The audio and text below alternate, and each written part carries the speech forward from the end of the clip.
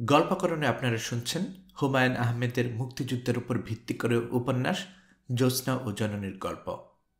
আজকে 10ম পর্ব। ফজরের নামাজ সময় মতো পড়তে পারেননি, এই জাতীয় দুর্ঘটনা ইত্তাজউদ্দিনের দীর্ঘ জীবনে কখনো ঘটেনি। সব মানুষের শরীরের ভেতর একটা ঘড়ি আছে, সেই ঘড়ি নিঃশব্দে টিকটিক করে সময় রাখে। যখন যা মনে করিয়ে দেবার মনে করিয়ে দেয়। ইত্তাজউদ্দিন সাহেবের ঘড়িতে কোনো গোলমাল হয়েছে। ফজর নামাজ ওয়াক্তে তার ঘুম ভাঙল না। যখন ঘুম ভাঙল তখন বেলা বেশ হয়েছে। পায়ের কাছে রোদ ঝলমল করছে। লজ্জা ও অনুশোচনায় তার সীমা রইল না। কি ভয়ঙ্কর কথা! ফজরের নামাজ ছাড়া তার দিন শুরু হতে যাচ্ছে। গত রাতে ঘুমোতে যেতে অনেক দেরি হয়েছিল। এই কারণে কি ভোরে ঘুম ভাঙেনি? এটা কোনো যুক্তি না।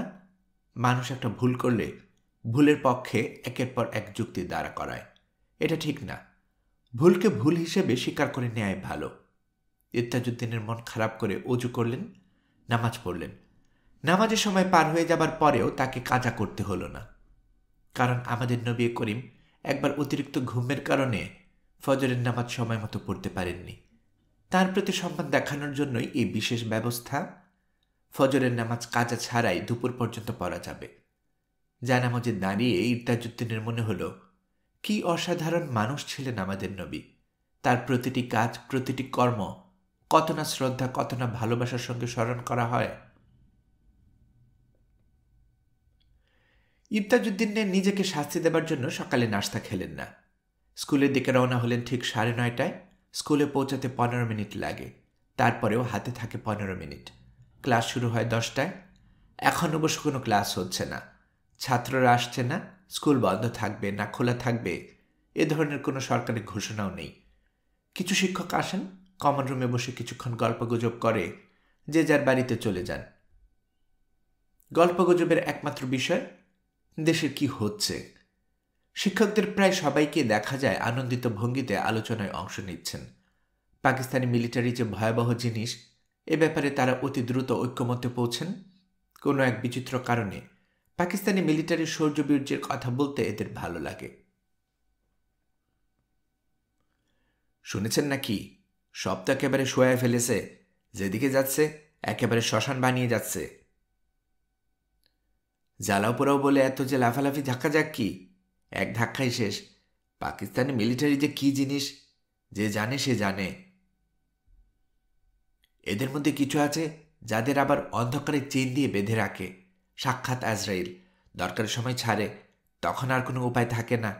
এদের এখানে ছাড়ে নাই, ইন্ডিয়ার সঙ্গে যুদ্ধ লাগলে ছাড়বে, তার আগে ছাড়ার দরকার নাই। দয়া মায়া কাকে বলে এক বস্তু এদের মধ্যে নেই। এরা হলো ধরতাক্তা মার পেরেক টাইপ। তক্তা একবার ধরলে পেরেক মেরে ছেড়ে দেবে।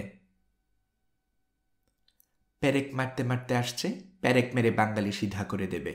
বাঙালি ভেবেছিল সিংহের সাথে সাপ লুডু খেলবে। সিংহ সাপ লুডু খেলে না। মিলিটারি বিষয়ক আলাপ আলোচনা শেষে ঝালমুড়ি দিয়ে চা খাওয়া হয়। আগে পত্রিকা নিয়ে টানাটানি করা হতো, এখন পত্রিকা আসছে না বলে সেই পর্ব হয় না। অঙ্ক স্যার ছগিরউদ্দিন 1-2 দান দাবা খেলেন স্কুলের ইংরেজি শিক্ষক কালীপদ বাবুর সাথে। কালীপদ বাবু তুখোর খেলোয়াড়, কাজেই প্রতিবারই তিনি হারেন এবং হেরে কিছু চিল্লাচিল্লি করেন। এই হলো এখানকার স্কুলের রুটিন। রুটিনের তেমন কোনো হেরফের হয় না। উত্তেজনাহীন জীবনে মিলিটারি আসছে এই একমাত্র উত্তেজনা। এই নিয়ে কথা বলতেও তাদের ভালো লাগে। এতেও কিছু উত্তেজনা পাওয়া যায়, খারাপ ধরনের উত্তেজনা। তাতে বা ক্ষতি কি? মিলিটারি নীলগঞ্জে কবে নাগাদ আসবে? দেরি নাই, আসলো বলে। ময়মনসিংহ চলে এসেছে, যে কোনো দিন নীলগঞ্জে চলে আসবে। খবর দিয়ে তো আর আসবে না। হঠাৎ শুনবেন আজদাহা উপস্থিত, মেশিন গানের ট্যাট ট্যাট গুলি। ভয়ের কথা কি বলেন? ভয়ের কথা তো বটেই। এরা সাক্ষাৎ আজরাইল, মুখের কথা আর আগেই গুল্লি। হিন্দু হলে ছাড়ন নাই। হিন্দু মুসলমান বুঝে কিভাবে? কাপড় খুলে খতনা দেখে, তারপরে 4 কলমা জিজ্ঞেস করে, কলমায় 19-20 হয়েছে কি গুল্লি? 4 কলমা তো আমি নিজেও জানি না। মুখস্থ করেন, তাড়াতাড়ি মুখস্থ করেন। মিলিটারি এসে পড়লে আর মুখস্থ করার সময় পাবেন না। ময়মনসিংহের এডিসির যে দশা হয়েছে সেই দশা হবে। ওনার কি হয়েছিল? 4 কলমা জিজ্ঞেস করেছে, কলমা তৈয়ব বলেছে ঠিকঠাক, কলমা শাহাদাতে গিয়ে বেড়াছেড়া করলো। তখন জিজ্ঞেস করলো বেতরের নামাজের নিয়ত, পারল না। সঙ্গে সঙ্গে গাঙ্গানির পাড়ে নিয়ে দুম দুম দুম গুলি। বেতরের নামাজের নিয়ত জিজ্ঞেস করে? সব জিজ্ঞেস করে। পাকিস্তানি মিলিটারি ধর্মের ব্যাপারে খুব শক্ত। বিপদের কথা। বিপদ মানে বিপদ, মহাবিপদ। রোজ কিয়ামত বলতে পারেন। বিপদের আশঙ্কায় কাউকে তেমন চিন্তিত মনে হয় না। নীলগঞ্জ গ্রামের রৌদ্র উজ্জ্বল দিন, ঝকঝক করছে এপ্রিলের নীল আকাশ। খেতে খামারে কাজকর্ম হচ্ছে, চিন্তিত হবার কি আছে? শহরে ঝামেলা হচ্ছে, শহরে ঝামেলা হয়েই থাকে। শহরের ঝামেলা গ্রামকে স্পর্শ করে না। রাজা আসে রাজা যায়, এ তো বরাবরের নিয়ম। রাজা বদলের ছোঁয়া শরীরে না লাগালেই হয়। লাগবে না বলাই বাহুল্য। বড় বড় আন্দোলন শহরে শুরু হয়েই শহরে শেষ হয়, গ্রাম পর্যন্ত আসে না। ইত্যাজুদ্দিন স্কুলে এসে দেখলেন স্কুলের শিক্ষকরা সবাই চলে গেছেন। জোর গুজব মিলিটারিরা ময়মনসিংহ থেকে ছড়িয়ে পড়তে শুরু করেছে। একটা বড় দল গেছে হালুয়াঘাট, যে কোনো সময় নীলগঞ্জে চলে আসতে পারে। স্কুলে আছেন হেডমাস্টার সাহেব। ছাত্র থাকুক আর না থাকুক, তিনি 10টা 5টা পর্যন্ত হাজিরে থাকেন। ছগির সাহেব এবং কালীপ্রদ বাবু আছেন। ছগির সাহেব দাবা খেলছিলেন, আজ তিনি ভালো খেলছেন। কালীপদ বাবু সুবিধা করতে পারছেন না, তার মন্ত্রী আটকা পড়ে গেছে। মন্ত্রী খাওয়ানো ছাড়া কালীপদ বাবুর সামনে কোনো বিকল্প নেই। অঙ্ক স্যারের মুখ ভর্তি হাসি, আনন্দ তিনি চেপে রাখতে পারছেন না। ইরতাজউদ্দিনকে দেখে অঙ্ক স্যার আনন্দিত গলায় বললেন, নীলগঞ্জে মিলিটারি চলে আসতেছে, শুনছেন নাকি? ইরতাজউদ্দিন বললেন, তাই নাকি? হেড স্যারের কাছে যান, ওনার কাছে লেটেস্ট সংবাদ আছে। মিলিটারি আসছে এরকম খবর পাঠিয়েছে? আরে না, এরা কি খোঁজখবর দিয়ে আসে? হুট করে চলে আসবে, এসেই রাজা আটক করে ফেলবে। সরাসরি গজের আক্রমণ। হা হা হা। হাসতেছেন কেন? মিলিটারি আসা কি কোনো আনন্দের বিষয়? আমাদের জন্য সমান। আমরা আমেও নাই, ছালাতেও নাই। দেশ শান্ত হলেই খুশি। ছাত্র পড়াবো, বেতন পাবো, আর কি? ইরতাজউদ্দিন হেডমাস্টার সাহেবের ঘরের দিকে রওনা হলেন।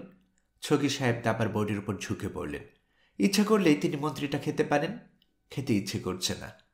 আটকা থাকুক, ধীরে সুস্থে খাবেন। খাদ্য তো আর পালিয়ে যাচ্ছে না। তিনি গজের চাল দিলেন, তেমন চিন্তা ভাবনা করে দিলেন না। বিপক্ষের মন্ত্রী আটকা পড়ে আছে, এখন এত চিন্তা ভাবনার কিছু নেই।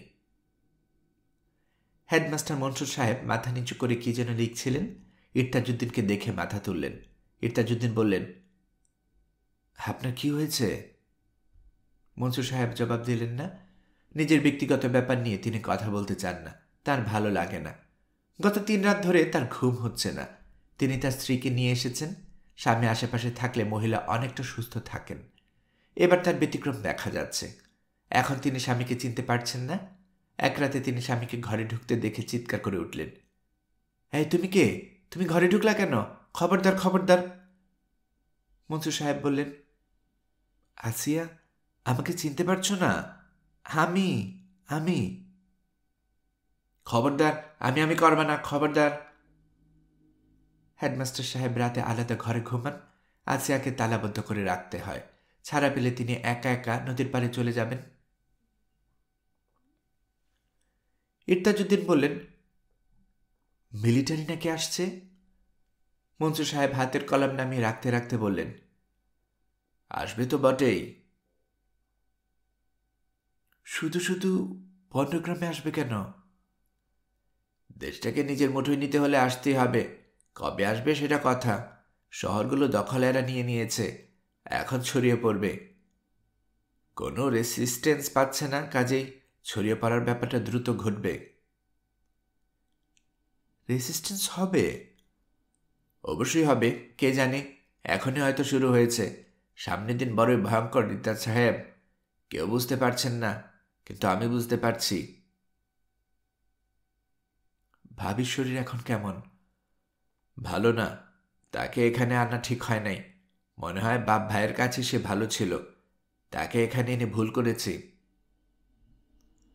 মানুষের কর্মকাণ্ড কোনটা ভুল কোনটা শুদ্ধ সেই বিবেচনা কঠিন বিবেচনা। মানুষ প্রায়ই এই বিবেচনা করতে পারে না। ভুল এবং শুদ্ধ একমাত্র আল্লাহ পাক বলতে পারেন। মনসুর সাহেব বড় করে নিঃশ্বাস ফেলে বললেন, আপনার মতো আল্লাহ ভক্ত মানুষের একটা সুবিধা আছে, সব দায় দায়িত্ব আল্লাহর উপর ফেলে দিয়ে নিশ্চিন্ত হয়ে বাস করতে পারেন। বড় কোনো বিপদ যদি আসে তখন আপনার মতো মানুষরা সবই আল্লাহর হুকুম বলে স্বাভাবিকভাবে কাজকর্ম করতে থাকে। এটি কি ভালো না? না, এটা ভালো না। মানুষকে বিবেক দেওয়া হয়েছে, চিন্তা করার ক্ষমতা দেওয়া হয়েছে। যুক্তিবিদ্যার মতো কঠিন বিদ্যার জন্মসূত্রেই মানুষ পারদর্শী।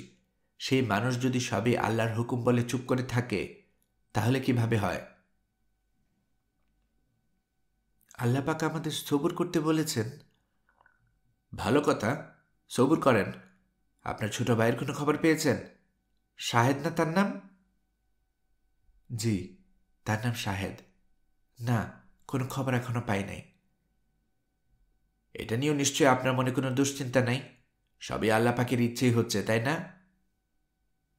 ইরতাজউদ্দিন বললেন, আপনার মনটা মনে হয় আজ ভালো নাই। মনসুর সাহেব জবাব দিলেন না। মন ভালো আছে, এই কথা প্রিয়জনের জানাতে ইচ্ছে করে।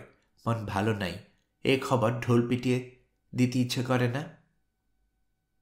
মাওলানা সাহেব। জি। কনফুসিয়াসের নাম শুনেছেন? জি না। বিখ্যাত চীনা দার্শনিক। তিনি 5টি সম্পর্কের কথা বলেছেন। 5টি অতি গুরুত্বপূর্ণ সম্পর্ক। এই 5টি সম্পর্ক কি জানতে চান? ইরতাজউদ্দিন উসখুস করছেন। আসরের নামাজের সময় হয়ে গেছে। আসরের নামাজের সময় অল্প। 5 সম্পর্কের কথা যদি হেডমাস্টার সাহেব ব্যাখ্যা করে বলা শুরু করেন নামাজের সময় পার হয়ে যেতে পারে। নীলগঞ্জ থানার ওসি সাহেবের স্ত্রী খবর পাঠিয়েছেন, খুব নাকি জরুরি প্রয়োজন, সেখানেও যেতে হবে। তার সঙ্গে জরুরি প্রয়োজনটা একটা কি তিনি বুঝতে পারছেন না। মাওলানা সাহেব শুনুন, 5টা সম্পর্ক হচ্ছে শাসকের সঙ্গে প্রজার সম্পর্ক, স্বামী স্ত্রীর সম্পর্ক, পিতা পুত্রের সম্পর্ক, বড় ভাই ছোট ভাইয়ের সম্পর্ক এবং বন্ধুর সাথে বন্ধুর সম্পর্ক। বুঝতে পেরেছেন? জি, বুঝতে পেরেছি, কিন্তু হঠাৎ করে সম্পর্কের ব্যাপারটা আমাকে কেন বললেন সেটা বুঝলাম না। আপনাকে বললাম কারণ 5টা সম্পর্কের কোনোটাই আমার সঙ্গে সম্পর্কিত না। পাকিস্তানি শাসকের সঙ্গে প্রজা হিসাবে আমার কোনো সম্পর্ক নাই। স্ত্রীর সঙ্গে সম্পর্ক নাই। আমার কোনো ছেলে নাই যে পিতা পুত্রের সম্পর্ক হবে। আমার কোনো ভাই নাই, বন্ধুও নাই। ইরতাজউদ্দিন শান্ত গলায় বললেন, বন্ধু কি নাই?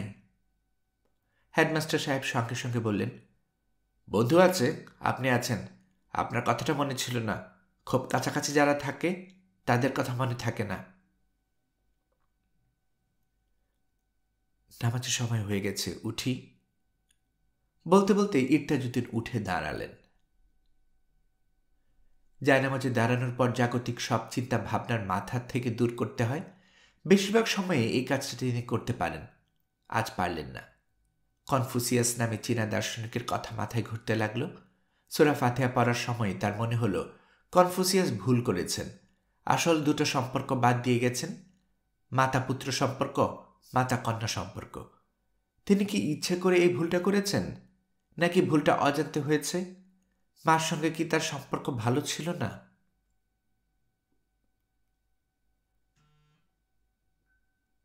ইরতাজউদ্দিনের নামাজে গণ্ডগোল হয়ে গেল। তিনি আবারও শুরু করলেন, নামাজ শুরু করলেন।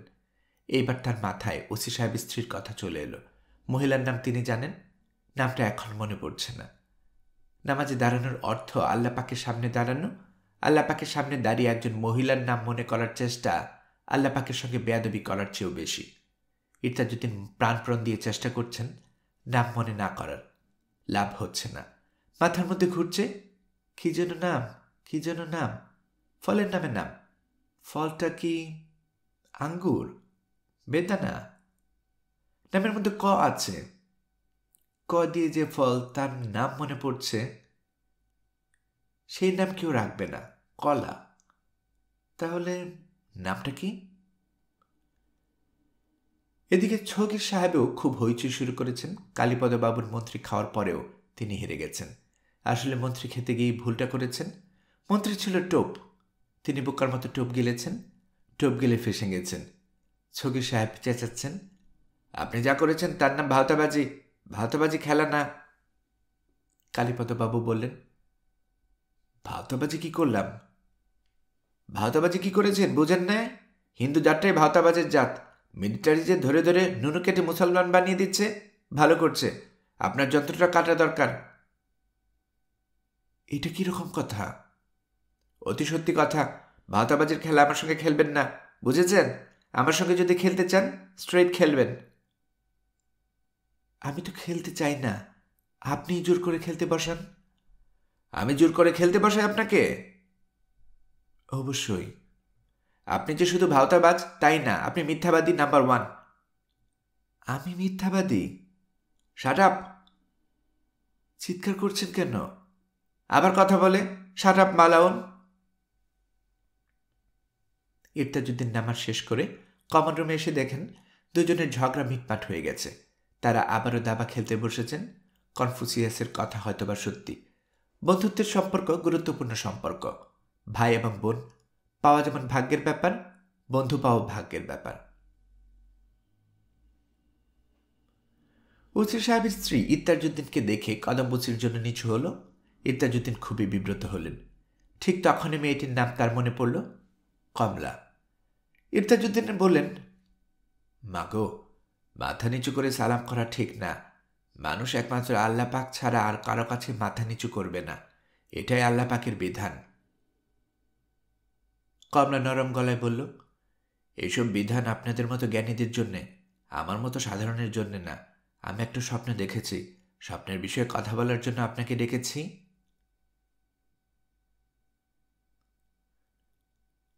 স্বপ্নের তাফসীর করার মতো যোগ্যতা আমার নাই, তারপরও বলো শুনি, কি দেখেছ স্বপ্নে? স্বপ্নটা কখন দেখেছ? ভোর রাত্রে। স্বপ্ন দেখে ঘুম ভাঙার পরেই মোরগের ডাক শুনেছি। স্বপ্নে দেখলাম বড় একটা মাঠ, মাঠ ভর্তি কাশফুল ফুটেছে। আমি মনের আনন্দে ছুটোছুটি করতেছি। একসময় ছুটোছুটি বন্ধ করে বিশ্রামের জন্য বসলাম। তখন দেখি আমার শাড়ি ভর্তি হয়ে গেছে চোর কাটায়। আমি অবাক হয়ে ভাবতেছি, কাশবনে চোর কাটা আসলো কিভাবে? তারপর চোর কাটা বাঁচতে বসলাম। একটা চোর কাটা তুলি, সঙ্গে সঙ্গে সেই জায়গা থেকে 1 ফোঁটা রক্ত পড়ে। দেখতে দেখতে শাড়ি ভর্তি হয়ে গেল রক্তে।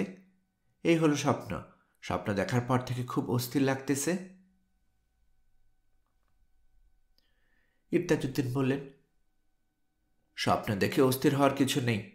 সন্তান সম্ভবা মায়ের ভয়ের মধ্যে থাকে, সেই ভয় থেকে তারা দুঃস্বপ্ন দেখে। এইটা ছাড়া আর কিছু নাই? অনেক সময় আল্লাহ পাক স্বপ্নের মাধ্যমে মানুষকে সাবধান করেন, তবে তিনি সংবাদ পাঠান রূপকের মাধ্যমে। সেই রূপকের অর্থ উদ্ধার করা কঠিন। আমার এত জ্ঞান নাই, আমি মূর্খ কিসিমের মানুষ। চাচাজি, আজ রাতে আমার এখানে খাবেন। মাগো, আজ বাদ থাকুক। জি না, আজ আপনি খাবেন। আজ আমার একটা বিশেষ দিন। বিশেষ দিনটা কি? আজকে তোমার বিবাহের দিন।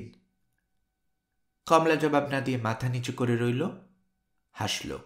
ইরতাজউদ্দিন বললেন, আমি অবশ্যই তোমার এখানে খানা খেতে আসব।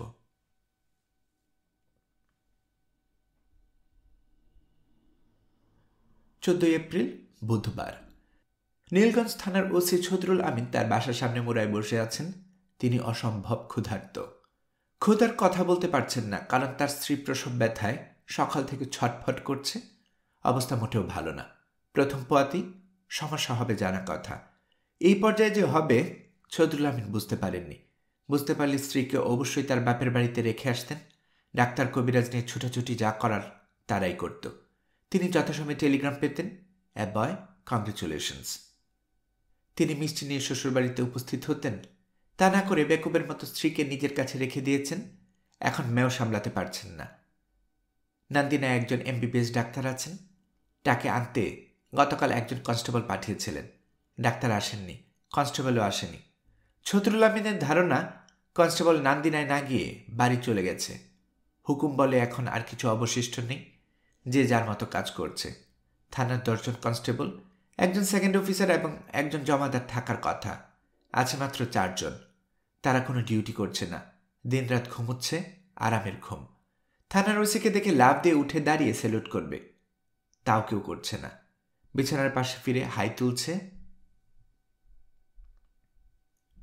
থানা হাজতে 3টা ডাকাত পড়ে আছে 15 দিন ধরে, হারুন মাঝি আর তার 2 সঙ্গী। এদের নিয়ে কি করা যায় তাও বুঝতে পারছেন না। হারুন মাঝি ভয়াবহ ডাকাত। দিনকাল ঠিক থাকলে হারুন মাঝিকে ধরার জন্যে পাকিস্তান পুলিশ মেডেল পেয়ে যেতেন। এখন যা পাচ্ছেন তার নাম যন্ত্রণা। এদের সদরে পাঠাতে পারছেন না, নিজের বাড়ি থেকে রান্না করে খাওয়াতে হচ্ছে। সবচেয়ে ভালো হতো যদি হারুন মাঝিকে ছেড়ে দিয়ে তিনি তার স্ত্রী নিয়ে শ্বশুরবাড়ি চলে যেতেন। দেশ ঠিকঠাক হলে আবার ফিরে আসা। দেশটা এখন কোনো অবস্থায় আছে কিছুই বুঝতে পারছেন না। না পাকিস্তান, না বাংলাদেশ। এইভাবে তো আর মানুষ বাঁচতে পারে না। সম্পূর্ণ অরাজক অবস্থায় বাঁচে বনের পশু পাখি। তাদের থানা নেই, কোর্ট কাছারি নেই, মানুষেরা আছে। ওসি সাহেবের বাসা থানা কম্পাউন্ডের ভেতরে। থানা কম্পাউন্ডের ভেতরে বাইরে মহিলারা আসেন না। থানার ভয় এবং সন্দেহের চোখে দেখা হয়। ছদরুল আমিন সাহেবের ভাগ্য ভালো, 2 জন মহিলা এখন তার স্ত্রীর দেখাশোনা করছেন। একজন হলেন হাজি সাহেবের স্ত্রী, অন্যজন ধাই সতী। সতী এই অঞ্চলের এক্সপার্ট ধাই, তার উপর ভরসা করা যায়। হাজি সাহেবের স্ত্রী বয়স্ক মহিলা, এদের উপরও ভরসা করা যায়। বয়স্ক মহিলারা অভিজ্ঞতা দিয়ে অনেক সমস্যার সমাধান করতে পারেন। ছদরুল আমিন তেমন ভরসা করতে পারছেন না। সকাল থেকে তার মনে কুডাক ডাকছে। মনে হচ্ছে ভয়ঙ্কর কিছু ঘটে যাবে। সেই ভয়ঙ্করটা কি? স্ত্রীর মৃত্যু? এ নিয়ে মাথায় এলেই শরীর নেতিয়ে যাচ্ছে, গলা শুকিয়ে যাচ্ছে। দুশ্চিন্তাগ্রস্ত মানুষের ক্ষুধাবোধ তীব্র হয়।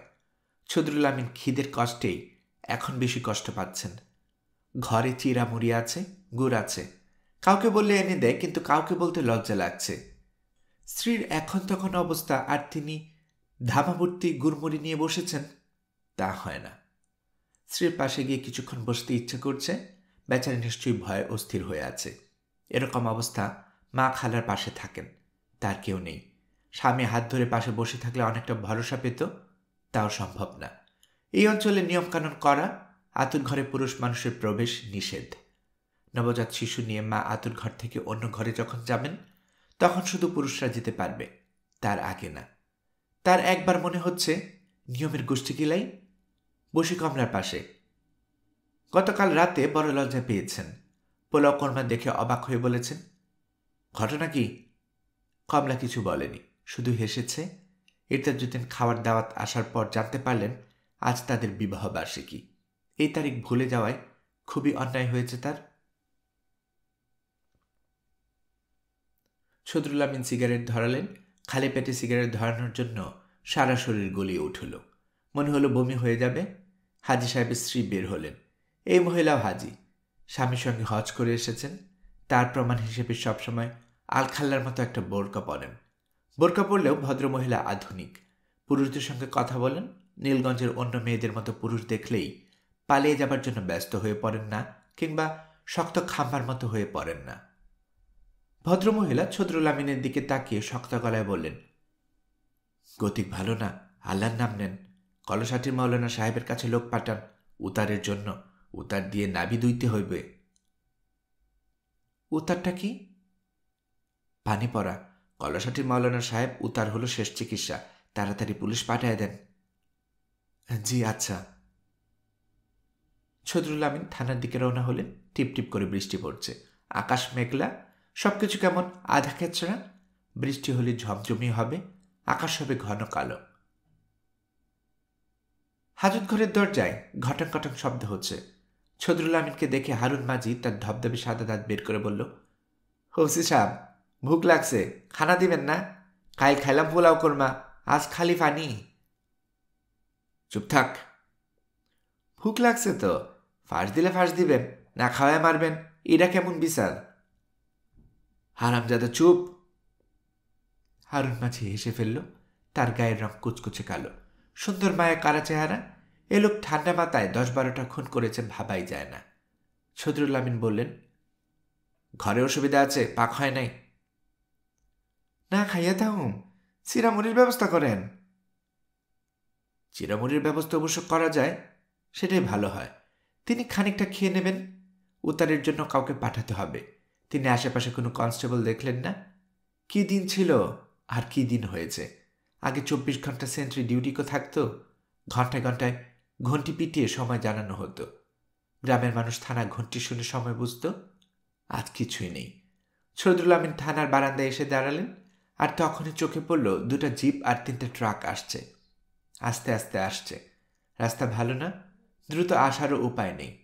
তার বুক ধক করে উঠল। মিলিটারি আসছে? ইয়া গফুরুর রাহিম, মিলিটারি।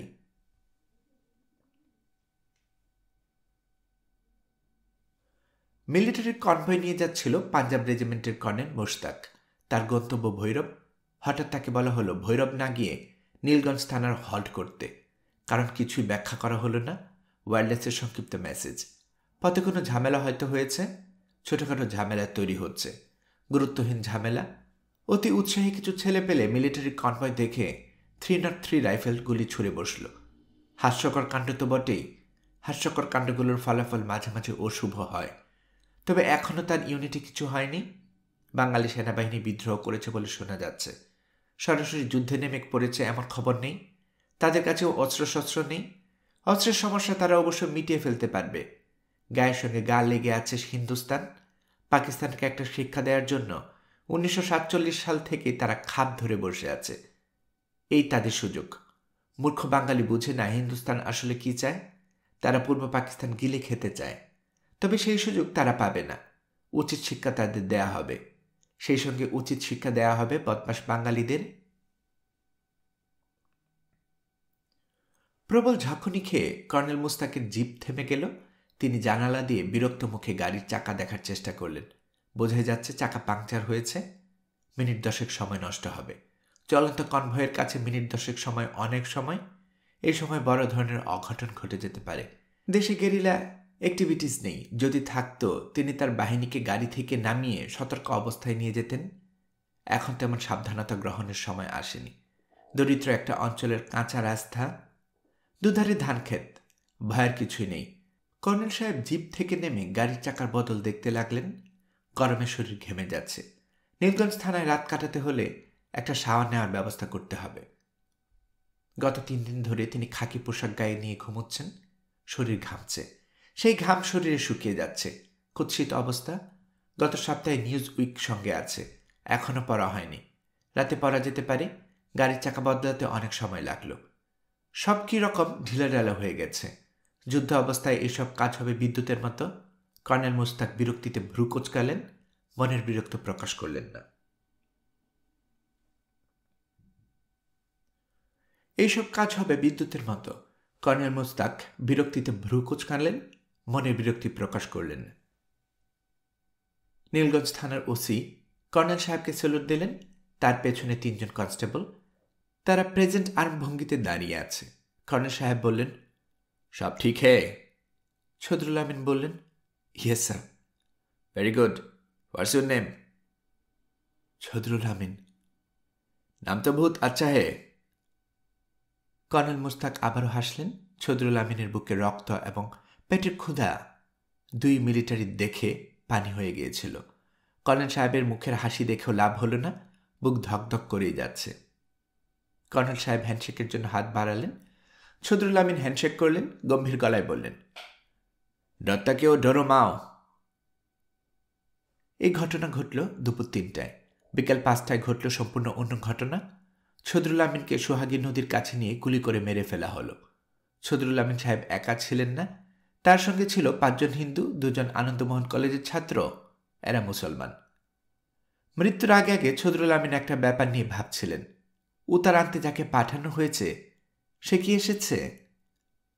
মৃত্যুর আগে মানুষ কত কি ভাবে। তার মাথায় শুধু ঘুরতে লাগলো উতারের পানি।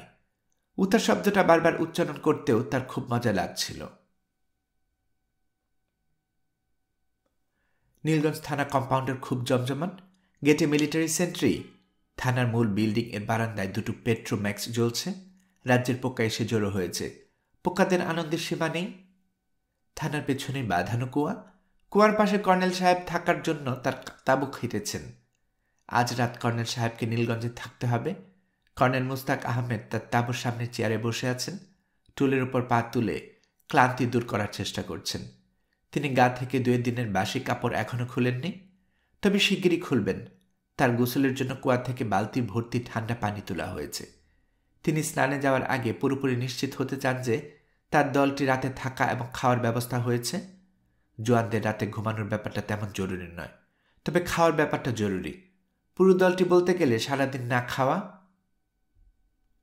মুস্তাক আহমেদ মোটামুটি নিশ্চিত হয়েছেন খাওয়ার ব্যবস্থা হচ্ছে। গ্রামে বাজারে হাটের সুবিধা নেই, চট করে কিছু জোগাড় করা মুশকিল। এখানে সব জোগাড় হয়েছে। 2টা খাসি জবাই করা হয়েছে, রান্নাও শুরু হয়েছে। রুটিগ্রস্ত করা যাচ্ছে না, চালগ্রস্ত হচ্ছে। বাঙালির দেশে এসে বাঙালি খাবার, ক্ষুধার্ত অবস্থায় কোনো খাবারই খারাপ লাগবে না। মুস্তাক আহমেদ চুরুট ধরিয়ে আকাশের দিকে তাকালেন। এখন আকাশ পরিষ্কার, তারায় তারায় ঝলমল করছে। ওই তো দেখা যাচ্ছে সপ্তর্ষিমণ্ডল। শহর থেকে সপ্তর্ষিমণ্ডল ভালো মতো দেখা যায় না। এই 7টি তারা দিগন্ত রেখার কাছাকাছি। এদের দেখতে হলে খোলা জায়গায় যেতে হয়। থানা কম্পাউন্ডটা খুব খোলামেলা, 200 গজের ভেতরে গাছপালার সংখ্যা কম। বর্তমান সময়ের জন্য এটা খুব জরুরি। প্রতিটি থানাতে থাকতে হবে 303 রাইফেল রেঞ্জের বাইরে।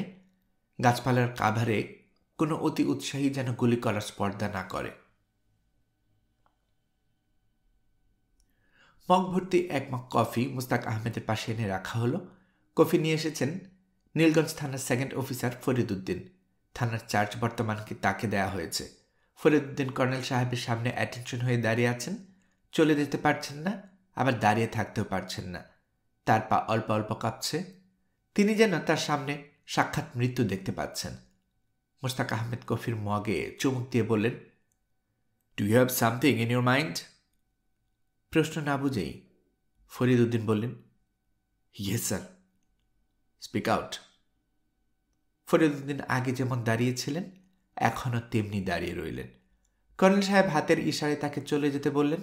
সেই ইশারাও তিনি বুঝতে পারলেন না। ফরিদ উদ্দিনের মাথা আসলে এলোমেলো হয়ে গেছে। এখনও তার বিশ্বাস হচ্ছে না এমন নির্বিকার ভঙ্গিতে এতগুলো মানুষকে মেরে ফেলা যায়। নদীর পাড়ে নিয়ে লাইন করে দাঁড় করালো। কি হচ্ছে বোঝার আগেই একজন হাই তুলে বলল, ফায়ার। দ্রুত বাজনার মতো কিছু গুলি হয়ে গেল। গুলি করা হচ্ছে, তাও ফরিদ উদ্দিন বুঝতে পারেননি। পুরো ব্যাপারটা মনে হচ্ছে স্বপ্নের মধ্যেই ঘটে গেল। কে জানে, হয়তো দুঃস্বপ্নই। স্বপ্ন ছাড়া বাস্তবে এত ভয়ঙ্কর ঘটনা ঘটে না। বাস্তবে কেউ হাই তুলতে তুলতে ফায়ার বলে না। হাই তোলার ব্যাপারটা বানানো না। যে ফায়ার বলেছে তিনি তার পাশেই দাঁড়িয়েছিলেন। তাল গাছের মতো লম্বা একটা মানুষ, পাতলা গোঁফ আছে, নিচে ঠোঁটে সেতির দাগ। ফরিদ উদ্দিন নিশ্চিত জানেন বাকি জীবনে তিনি অসংখ্যবার দুঃস্বপ্নের ভেতর এই মানুষটাকে দেখবেন। কর্নেল সাহেব আবারও হাত ইশারা করে ফরিদ উদ্দিনকে যেতে বললেন। কফি খেতে ভালো হয়েছে। তিনি একা একা আরাম করে কফি খেতে চান। ক্ষুধা নষ্ট করার জন্য কফি দরকার। রাতের খাবার দেরি হবে। ফরিদ উদ্দিন থানায় ওসি সাহেবের চেয়ারে বসে আছেন। তার খুব ঘাম হচ্ছে। থানার ভেতর মিলিটারিদের কেউ নেই। 2 জন কনস্টেবল আছে, তারা পাংশু মুখে বসে আছে লম্বা বেঞ্চটায়।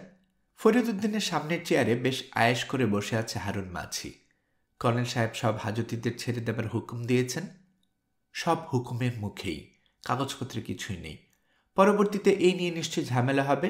এক ফাঁকে জেনারেল ডায়েরিতে লিখতে হবে, কর্নেল মুস্তাক আহমেদের মৌখিক নির্দেশে থানার সকল হাজতিকে ছেড়ে দেয়া হয়। হাজতিদের মধ্যে ছিল কুখ্যাত ডাকাত হারুন মাঝি। নদীর পাড়ে যে হত্যাকাণ্ডগুলো হলো তার কথাও লেখা থাকা দরকার। কিভাবে লিখবেন? ঘটনার সময় তিনি নিজে উপস্থিত ছিলেন। কোনো এক সময় যদি তাকে জিজ্ঞেস করা হয়, পুলিশের উপস্থিতিতে এমন ঘটনা ঘটল, পুলিশ কেন বাধা দিল না? স্থানীয় আইনশৃঙ্খলা রক্ষার দায়িত্ব তো পুলিশের। তাকে যদি বলা হয়, ফরিদ উদ্দিন, দ্বন্দ্ববিধির 324 নম্বর ধারায় তুমি কেন মিলিটারিদের বিরুদ্ধে মামলা দায়ের করলে না? 324 নম্বর ধারা তো অতি স্পষ্ট। বিপজ্জনক অস্ত্র দ্বারা বা বিপজ্জনক উপায়ে ইচ্ছাকৃত আঘাত করা। 148 ধারায় মামলা হতে পারে মারাত্মক অস্ত্রে সজ্জিত হইয়া দাঙ্গা। ওসি সাহেব। ফরিদ উদ্দিন চমকে উঠলেন। হারুন মাঝি হাত বাড়িয়ে বসে আছে। হারুন মাঝির মুখে হাসি হাসি। ফরিদুদ্দিন বললেন, কি হয়েছে? বিড়ি সিগারেট কিছু একটা দেন ওসি সাহেব, 2টা টান দেই। ফরিদুদ্দিন কথা বাড়ালেন না, একটা সিগারেট এগিয়ে দিলেন। তার নিজেরও সিগারেট খেতে ইচ্ছে করছে, কিন্তু সাহসী কুলোচ্ছে না। অবস্থা তো ওসি সাহেব গুরুতর। এক কথায় 8 জনের মৃত্যু, সাক্ষাৎ আজরাইল।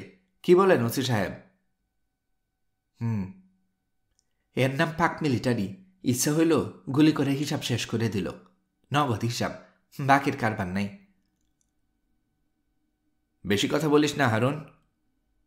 হারুন মাঝি গলা খাকারি দিয়ে বলল, মৃত্যুর সময় আমরা আগের ওসি সাহেব কি করলো? কান্দাকাতি করলো? জানি না। জানেন না বললেন কেন? আপনি তো লগে ছিলেন। না, আমি ছিলাম না। কয়েকটা হিন্দু ধৈর্য আনতে বলল, আপনার না ধৈর্য আনলেন? ফরিদুদ্দিন তিক্ত গলায় বলেন, হারুন, সময় খুবই খারাপ। কথা যত কম বলবি তত ভালো।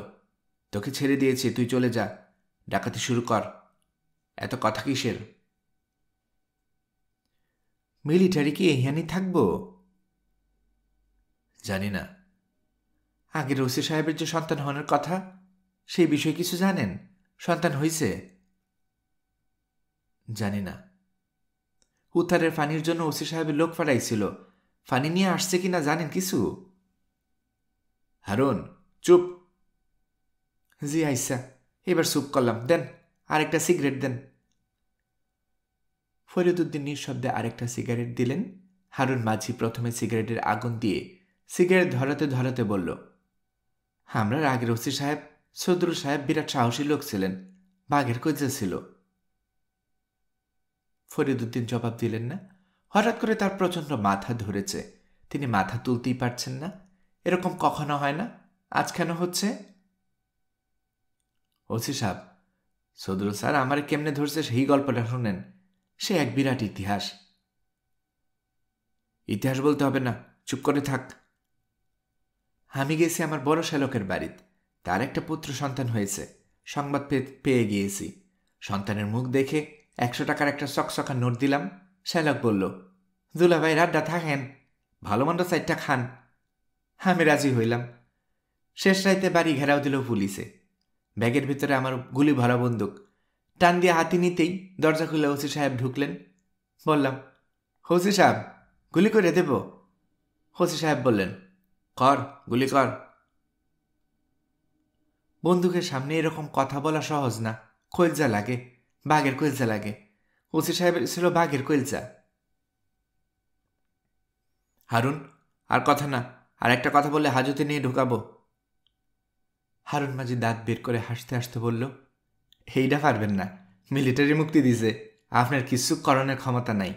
সদরুল আমিন স্যার হইলে একটা কথা ছিল, তার ছিল বাঘের কলজা, আর আপনার হইল খারাসের কলজা। হি হি। মনে কষ্ট নিয়েন না ওসি সাহেব, কথা সত্য শূন্য, মনে কষ্ট নিতে নাই। রান্না হয়ে গেছে, জোয়ানের খাবার দেয়া হচ্ছে। কল্যাণ সাহেব কুয়ার পাড়ে গোসল করছেন। তিনি সম্পূর্ণ নগ্ন হয়ে নিচু একটা জলচৌকিতে বসে আছেন। 2জন ব্যাটম্যান হিমশীতল পানি বালতি তুলে তুলে তার মাথায় ঢালছে। স্নান পর্ব কল্যাণ সাহেবের অসাধারণ লাগছে। শরীরের ক্লান্তি সম্পূর্ণ দূর হয়ে গেছে। এখন নেশার মতো লাগছে। কয়েকটা বিয়ার খেতে নিলে ব্যাপারটা আরও জমত। সঙ্গে বিয়ার নেই, 1 বোতল ভদকা আছে, ভালো 1 বোতল ফ্রেঞ্চ ওয়াইন আছে। ওয়াইনের বোতলটা আনন্দময় উৎসবের জন্য রেখে দেওয়া হয়েছে। সেই আনন্দময় উৎসবের তারিখটা হলো মে মাসের 11 তারিখ, তার ম্যারেজ অ্যানিভার্সারি। রোজিনা তাকে বলে দিয়েছে সে যেভাবেই হোক মে মাসের 11 তারিখ বাঙ্গাল মুলুকে উপস্থিত হবে। 13 বছরের বিবাহিত জীবনে সব ম্যারেজ ডেতে তারা একসঙ্গে ছিলেন। এবছর ব্যতিক্রম হবে না। যুদ্ধবিগ্রহের এই ভয়াবহ সময়ে রোজিনা কি করে বাঙ্গাল মুলুকে আসবে তিনি জানেন না, তবে এসে যেতে পারে। রোজিনার বুদ্ধি ও সাহস সীমাহীন। তার চেয়ে বড় কথা, রোজিনা লেফটেন্যান্ট জেনারেল গুল হাসান খানের ভাগ্নি। পাকিস্তানের লেফটেন্যান্ট জেনারেলরা অনেক কিছুই পারেন। গোসল করতে করতেই ওয়্যারলেসে খবর এলো কর্নেল মুস্তাককে তার দল নিয়ে এই মুহূর্তে দুর্গাপুরে রওনা হতে হবে। কর্নেল সাহেব খবরটা শুনে নিচু গলায় বললেন, বাস্টার্ড। কাদেরকে বললেন তা বোঝা গেল না। দলটা দুর্গাপুরে রওনা হলো রাত ৩টায়। সেই সময় ওসি সদরুল আমিন সাহেবের স্ত্রী একটা পুত্র সন্তানের জন্ম দিলেন। শিশুটির ফুসফুসে অসম্ভব জোর। সে ওয়াও ওয়াও চিৎকারে থানা কম্পাউন্ড মাতিয়ে দিল। জিপে উঠতে উঠতে কর্নেল সাহেব সেই ওয়াও ওয়াও চিৎকার শুনলেন। চিৎকার শুনেই বোঝা যাচ্ছে নিউবর্ন বেবি। নিউবর্ন বেবির কান্নার শব্দ অত্যন্ত শুভ। কর্নেল সাহেবের যাত্রা শুভ হবে, তিনি আনন্দিত মুখে জিপে উঠে বসলেন।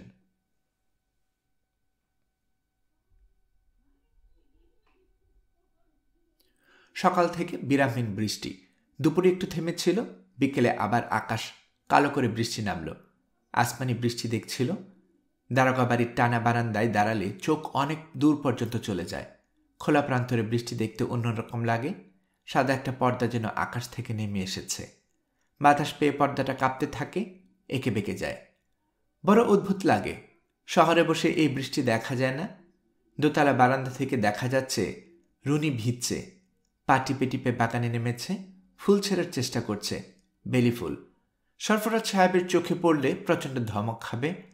ধমকের চেয়ে যেটা বড়, আবারও জ্বর জারি হবে। কয়েকদিন আগে মাত্র জ্বর থেকে উঠেছে। মেয়েটাকে শক্ত ধমক দেওয়ার দরকার। ধমক দিতে ইচ্ছে করছে না। বাচ্চাদের শাসন করার সময় বাবা মা দুজনে থাকতে হয়। একজন শাসন করবে, আরেকজন আদর দিয়ে তা পুষিয়ে দেবে। এখানে আদর কে আছে?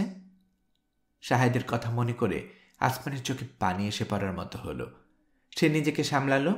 কথায় কথায় চোখে পানি ফেলার মতো এখনো সময় নয়। এর চেয়ে বরং বৃষ্টি দেখা ভালো। আচ্ছা, বৃষ্টিতে চাদরের মতো পড়ে, এটা কোনো লেখকের লেখায় আসেনি কেন? সব লেখকই কি শহরবাসী? শাহেদের সঙ্গে দেখা হলে বৃষ্টি চাদর রূপের কথা বলতে হবে। সে এখন কোথায় আছে? যেখানে আছে সেখানে কি বৃষ্টি হচ্ছে? শাহেদ কি দেখছে? মনে হয় না।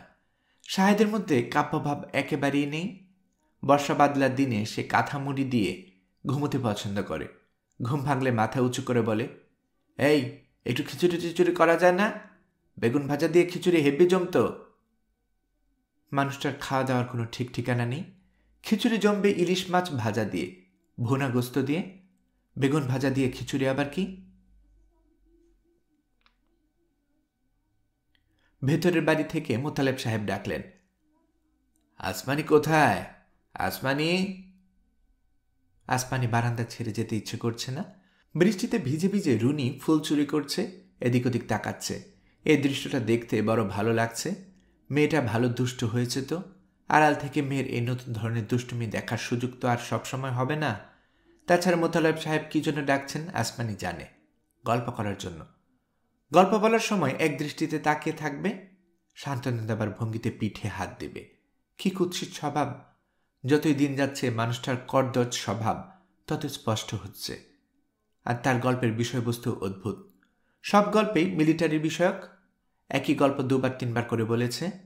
মিলিটারিরা যে কত ভয়ঙ্কর তার বিশদ বর্ণনা। কোনো মানে হয়? মিলিটারি বিষয়ক গল্প এখন শুনতে অসহ্য লাগে। আসমানি, আসমানি। চাচা আসছি। আসছি বলেও আসমানি কিছুক্ষণ দাঁড়িয়ে রইল। মোতালেব সাহেবের কাছে 1 মিনিট পরে গেলেই লাভ। 1 মিনিটের জন্য হলেও তো যন্ত্রণা থেকে বাঁচা যাবে। আসমানি ভেতরে ঢুকে দেখল মোতালেব সাহেব গল্প করার জন্য ডাকেননি। অন্য কোনো ব্যাপারে বাড়ির সবাই সরফরাজ সাহেবের শুবার ঘরে। সরফরাজ সাহেব ইজি চেয়ারে শুয়ে লম্বা নলের নখ হুক্কা টানছেন। তিনি তামাক পেয়ে মজা পাচ্ছেন বলে মনে হচ্ছে। ইজি চেয়ারের হাতলে বড় কাপে 1 কাপ চা। মোতালেব সাহেবের মুখ শুকনো, ঠিকমতো কথা বলতেও পারছেন না, শব্দ জড়িয়ে যাচ্ছে। বাড়ির সবাই জড়ো হয়েছে, তাদের মুখও শুকিয়ে যাচ্ছে। শুধু সরফরাজ সাহেব বেশ স্বাভাবিক। হুক্কা টানা বন্ধ করে তিনি এখন চায়ের কাপে হাত দিলেন। নির্বিকার ভঙ্গিতে চায়ে চুমুক দিচ্ছেন। প্রতিবারই চায়ে চুমুক দেবার পর জিভি বের করে নাড়াচাড়া করেন। মনে হচ্ছে চা খুব গরম। সবাইকে ডেকে মিটিং কেন হচ্ছে আসমানি বুঝতে পারল না। কাউকে কিছু জিজ্ঞেস করতে ইচ্ছে করছে না। সে চুপচাপ দাঁড়িয়ে রইল। মোতালেব সাহেব বললেন, বাবা, এই বিষয়ে আপনার মতামত কি? সরফরাজ সাহেব চায়ের কাপে লম্বা চুমুক দিয়ে বললেন, ওরা কথায় কান দেয়া ঠিক না। মিলিটারি ঘরে ঘরে ঢুকে ছেলে মেয়ে ধরে নিয়ে যাচ্ছে, এটা একটা উদ্ভট কথা। গুজবে কান দিবা না। পাকিস্তানি মিলিটারি বিশ্বের নামকরা মিলিটারি। ভদ্রলোকের ছেলেপোলেরা সেই মিলিটারিতে যায়, তাদের আদব কায়দাও বিশ্বের নাম করা। এইটা তোমরা ভুলে যাও কেন?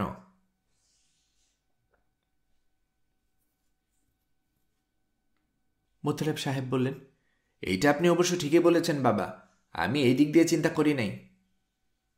সরফরাজ সাহেব বললেন, আরও কথা আছে।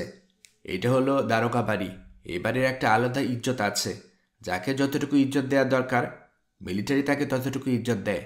এই শিক্ষা তাদের আছে। মোতালেব সাহেব বললেন, এই কথাটাও আপনি ঠিক বলেছেন। বাড়ি ছেড়ে দেওয়ার পরিকল্পনা আপাতত বাদ দেই।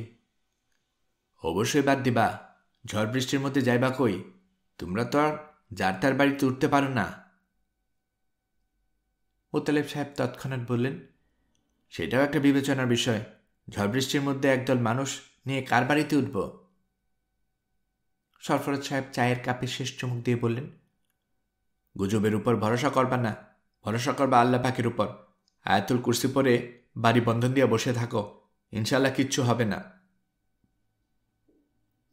মোতালেব সাহেব বললেন, সত্যি সত্যি যদি মিলিটারি আসে, এসে যদি দেখে দারোগা বাড়ির লোকজন পালিয়ে গেছে, তাহলে তারা ধরে নেবে দারোগা বাড়ির লোকজনের মধ্যে কিন্তু আছে। সরফরাজ সাহেব বললেন, কিন্তু তো আছেই। তুমি সবচেয়ে বড় কিন্তু। প্যাচাল শেষ করো। সকালবেলা এই প্যাচাল শুনতে ভালো লাগে না। অন্য ঘরে নিয়ে মিটিং বসাও। মিলিটারি বিষয়ক খবর যে নিয়ে এসেছে তার নাম কুদ্দুস। লুঙ্গি পরা গেঞ্জি পরা গায়ের একজন মানুষ। মাথা নিচু করে সে মেঝেতে বসে আছে। এই শ্রেণীর মানুষদের কথার উপর ভদ্রলোকরা এমনিতেই বিশ্বাস করেন না। মোতালেব সাহেব কুদ্দুসের দিকে তাকিয়ে বললেন, ঠিক আছে কুদ্দুস, তুমি যাও। অবস্থা তেমন দেখলে তোমাকে খবর দিব। কুদ্দুস নড়ল না, শক্ত গলায় বলল, খবর দেওয়ানোর সময় পাইবেন না। যা বলতেছি শুনেন, এক্ষুনি বাড়ি ছাড়েন। মিলিটারি অপেক্ষা করতেছে বৃষ্টি কমানোর জন্য। বৃষ্টি কমব আর এরা দলে দলে বাইর হইব।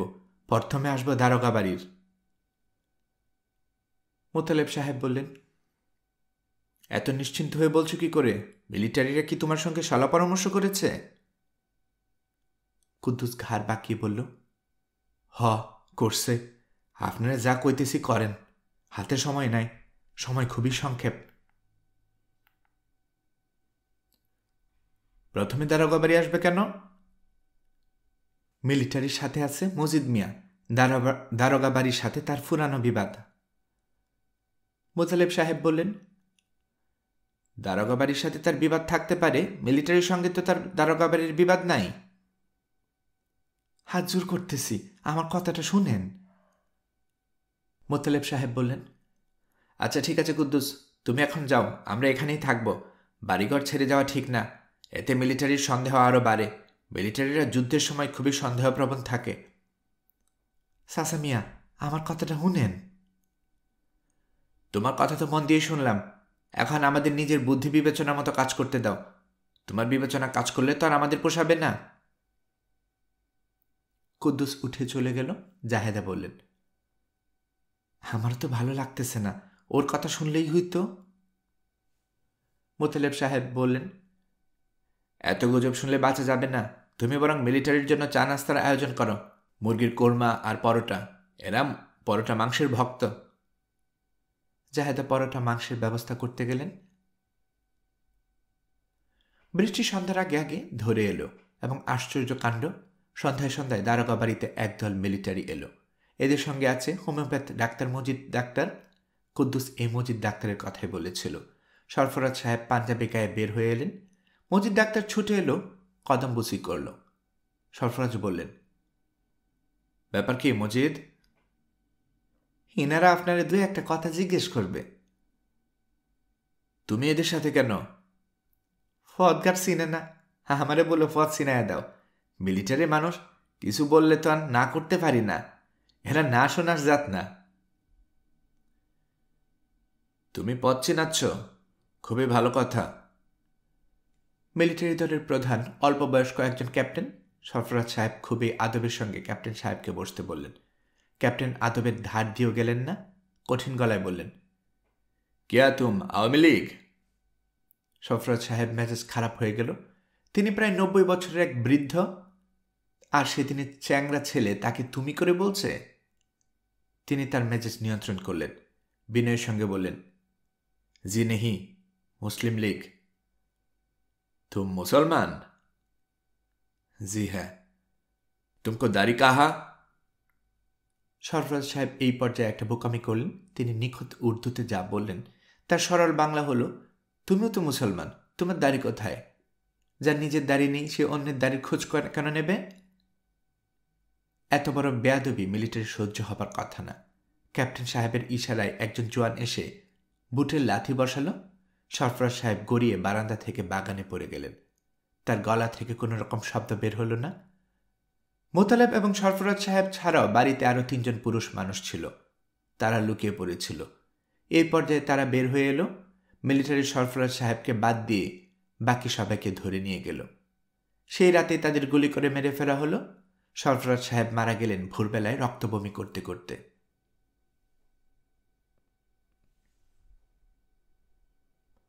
রুনি বলল, মা, আমরা কোথায় যাচ্ছি? আসমানি মেয়ের প্রশ্নের জবাব দিতে পারল না, কারণ সেও জানে না তারা কোথায় যাচ্ছে। তারা নৌকায় উঠেছে বেলা ওঠার পর। বেশ বড়সড় পালওয়ালা নৌকা। যদিও নৌকায় এখনো পাল তোলা হয়নি, দুজন মাঝি লগি ঠেলে ঠেলে নিয়ে যাচ্ছে। মাঝারি ধরনের খাল, এখনো ভালো মতো পানি আসেনি। নৌকায় দারোগা বাড়ির পরিবারের সকল মহিলা সদস্য ছাড়া 2 জন পুরুষ সদস্য আছে। একজন আমাদের পূর্ব পরিচিত কুদ্দুস। কুদ্দুসের পরনে আজ পায়জামা পাঞ্জাবে, মাথায় নীল রঙের কিস্তি টুপি। তাকে ভদ্রলোকের মতো লাগছে। সে মোটামুটি নির্বিকার ভঙ্গিতে পান খাচ্ছে। পানের রসে তার ঠোঁট টকটকে লাল। সেই পরনের পাঞ্জাবি দিয়েই তার ঠোঁট মুছছে। পাঞ্জাবি লাল দাগে ভরে যাচ্ছে। অন্যজন অপরিচিত এক হিন্দু ভদ্রলোক, কেশব বাবু। এই গরমেও গায়ে ভারী চাদর। তিনি নৌকার পাটাতনে উপর হয়ে শুয়ে আছেন। ভদ্রলোক ময়মনসিংহ জজ কোর্টের পেশকার। দেশের অবস্থা খারাপ মনে করে 2 মেয়েকে নিয়ে গ্রামের বাড়িতে আশ্রয় নিয়েছিলেন। মিলিটারি আসার পর মেয়ে দুটিকে তার বাড়ির মাসির বাড়ি ইছাপুরে পাঠিয়ে দিয়েছিলেন। এখন যাচ্ছেন মেয়েদের খোঁজে। কেশববাবু বয়স্ক মানুষ, অসুস্থ, তার হাঁপানি আছে। নৌকায় ওঠার পর তার হাঁপানির টান উঠেছে। তিনি ফুসফুসে বাতাস ভরানোর চেষ্টায় ছটফট করছেন, ফুসফুস ভরছে না। এই ভদ্রলোককে তাদের সঙ্গে কোথায় যাচ্ছেন আসমানি তাও জানে না। মনে হচ্ছে আসমানি জানার আগ্রহ হারিয়ে ফেলেছে। নৌকা যেখানে ইচ্ছা যাক, কিচ্ছু যায় আসে না। নৌকায় ছই শাড়ি দিয়ে ঢাকা, যেন ভেতরের মহিলাদের দেখা না যায়। আসমানি শাড়ির ফাঁক দিয়ে মাথা বের করে আছে। ভেতরের মহিলারা চাপা গলায় কাঁদছেন। কান্নার শব্দ সম্পূর্ণ অন্যরকম এবং কেউই এক নাকারে কাঁদছে না। হঠাৎ একজনের সঙ্গে সবাই চুপ হয়ে যাচ্ছে, আবার একসঙ্গে সবাই কাঁদতে শুরু করছে। আসমানি শান্ত হয়ে বসে আছে। সে কাঁদছে না, বা তার কান্নাও আসছে না। এজন্য সে একটুও লজ্জিত বোধ করছে না। তার চোখের সামনে এত বড় শোকের ঘটনা ঘটল। বলতে গেলে এখন সে এই পরিবারেরই একজন সদস্য। তার কেন কান্না আসবে না? রুনি নৌকার পাটাতনে বসে পানি স্পর্শ করার চেষ্টা করছে। যেভাবে ঝুঁকে আছে পানিতে উল্টে পড়ে যেতে পারে। রুনিকে একটা ধমক দেয়া দরকার। সেই ধমক দিতেও ইচ্ছে করছে না। পানিতে পড়ে গেলে পড়ে যাক। রুনি আবারও বলল, মা, আমরা কোথায় যাচ্ছি? আসমানি বিরক্ত গলায় বলল, জানি না। জানো না কেন? আসমানি চুপ করে রইল। রুনি বলল, মা, বলো আমরা কোথায় যাচ্ছি? কুদ্দুস বলল, আমরা যাইতেছি ইসাপুর। ইসাপুরে কেন যাচ্ছি? আসমানি বলল, রুনি, তুমি কি একটু চুপ করে বসবে? চুপ করব কেন? আসমানি জবাব দিল না। কুদ্দুস বলল, সুরো আম্মা, মিলিটারির কারণে বাসনের জন্য যাইতেছি। মিলিটারি সবাইকে মেরে ফেলেছে? ঘটনা প্রায় সেই রকমই। ইসাপুরে মিলিটারি নাই? জানা। ইসাপুরে মিলিটারি নাই কেন? আমরার দেশটা তো বিরাট, সবখানে মিলিটারি যাইব কেমনে? আমাদের দেশটা কি বিরাট? আরে বাস রে, বিরাট বললে বিরাট। ওই বুড়ো ভদ্রলোক এরকম করছেন কেন? শরীর ভালো না, হাঁফানি। উনি কি মারা যাচ্ছেন? হারে না সুলো আম্মা, কি যে কন, মৃত্যু অত সহজ না, মৃত্যু বড়ই কঠিন।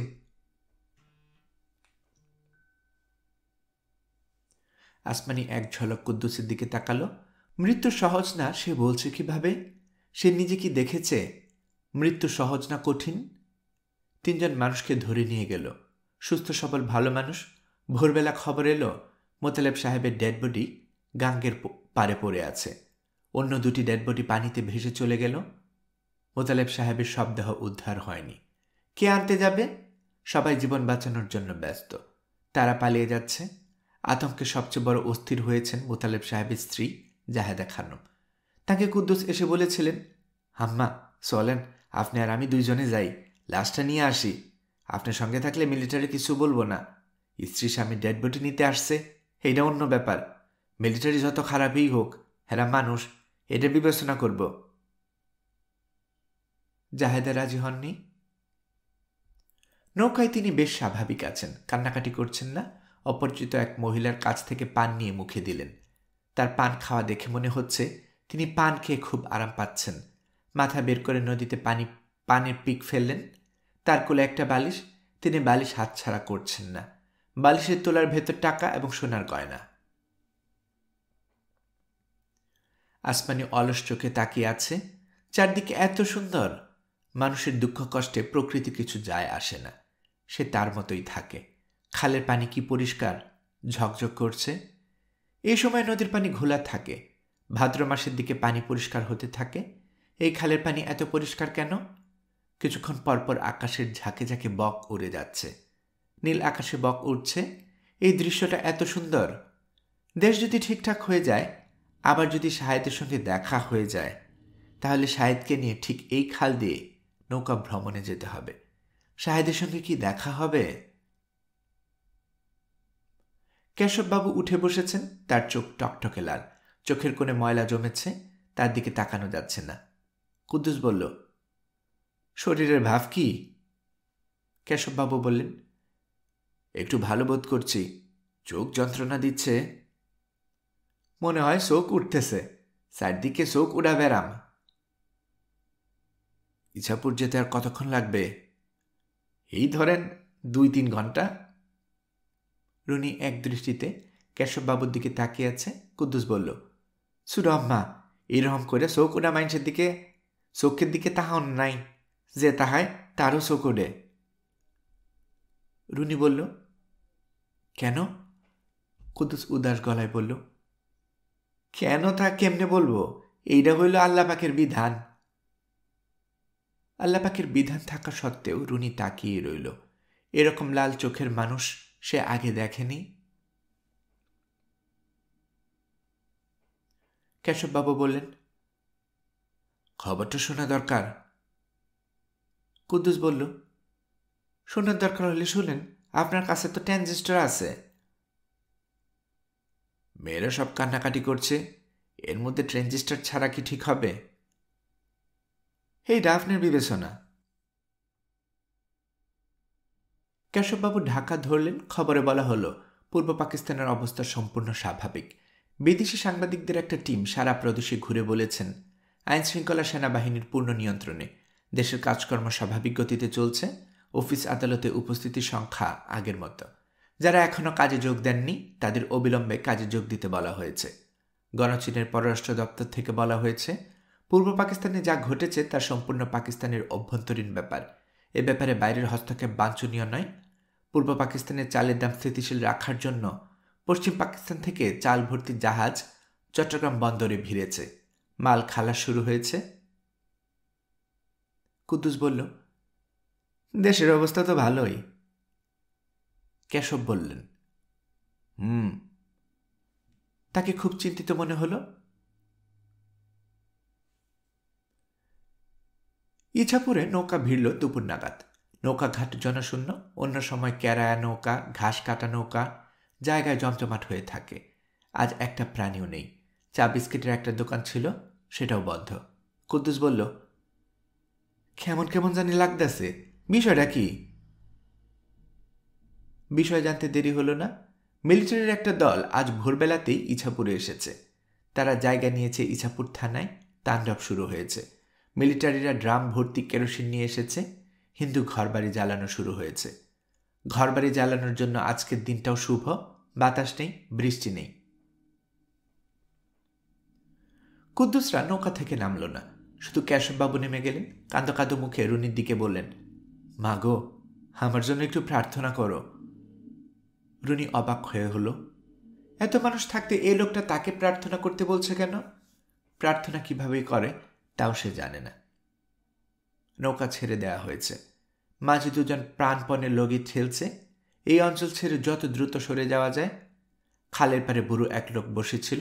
সে চাপা গলায় বলল, তাড়াতাড়ি চলে যান, তাড়াতাড়ি। আসমানি বলল, আমরা কোথায় যাব? কুদ্দুস পানের কোঠা থেকে পান বের করে মুখে দিল।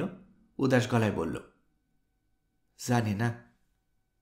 জাহেদা বললেন, কুদ্দুস, সিংদা এখান থেকে কত দূর? কুদ্দুস নদীর পানিতে থুতু ফেলে বলল, কাছেই। জাহেদা বললেন, আমাদের সিংদা নিয়ে আসলো। সিংদায় আমার ফুফু শাশুড়ির বাড়ি। কুদ্দুস বলল, হাইসা। জাহেদা আসমানের দিকে তাকিয়ে বললেন, আসমানি শোনো, সিংদায় তুমি আমাদের সঙ্গে যাবা না। তুমি আমাদের ঘাড়ে চাপার পর থেকে বিপদ আপদ শুরু হয়েছে। তাছাড়া সিংদায় এত মানুষ নিয়ে আমি উঠতে পারবো না। আসমানি বিস্মিত হয়ে বলল, আমি কোথায় যাব? জাহেদা তার প্রশ্নের জবাব দিলেন না। কোলবালিশ নিয়ে ঘুরে বসলেন। তিনি আর একটা পান মুখে দিয়েছেন। তার মুখ ভর্তি পানের রস। রুনি বলল, মা, উনি আমাদের নিতে চাচ্ছেন না কেন? আসমানি মেয়ের প্রশ্নের জবাব দিল না। তার কাছে জবাব ছিল না। রুনি বলল, আমরা এখন কোথায় যাব মা? আসমানি অবিকল কুদ্দুসের মতো উদাস গলায় বলল, জানি না। জাহেদা বালিশে মাথা রেখে চোখ বন্ধ করে শুয়েছেন। তাকে দেখে মনে হবে তিনি ঘুমিয়ে পড়েছেন, তবে পান খাওয়ার জন্য মুখ নাড়ছে। আসমানি একবার ভাবল, বলে, খালাম্মা, আমার শরীরের অবস্থা ভালো না। আমার পেটে সন্তান। আমাকে এভাবে ফেলে রাখে যাবেন না। তারপরে মনে হলো, কি হবে? তার নিজেরও ঘুম পাচ্ছে। একটা বালিশ থাকলে কিছুক্ষণ ঘুমাত। চিন্তা ভাবনাহীন কিছুটা সময় পার করা যেতে পারত ঘুমে ঘুমে।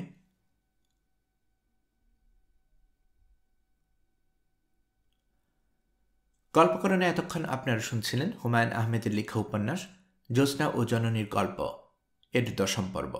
আমি নিয়মিতভাবে গল্প পাঠ করে আপনাদেরকে শোনাচ্ছি। গল্প পাঠ ভালো লেগে থাকলে আমার এই গল্পটি আপনার বন্ধুবান্ধব, প্রিয়জন সবার কাছে শেয়ার করবেন।